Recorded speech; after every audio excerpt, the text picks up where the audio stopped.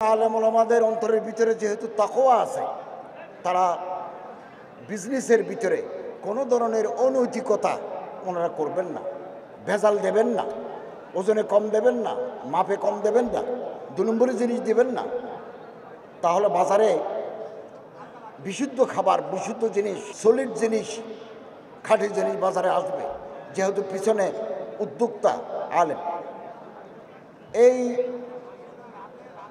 আলেম সমাজ বা কওমি ঘরানার মানুষরা যদি উদ্যোক্তা হিসেবে আবির্ভূত হয়, সফলতা লাভ করে, এটা ব্যক্তির লাভ প্রথম।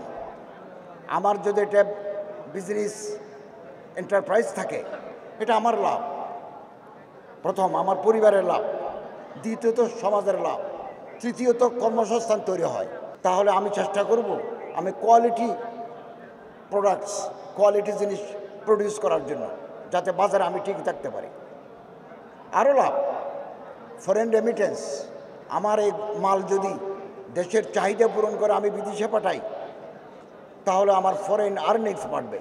আলেম ওলামারা যদি বিজনেসম্যান হতে পারেন, পাশাপাশি ওনারা যদি কোনো মসজিদের খুতবা দেন, কোনো মাদ্রাসায় 1-2 ঘন্টা পড়ান, জিনিসও হলো এলমে দ্বীনের অথবা দ্বীন ইসলামের খেদমতও হলো।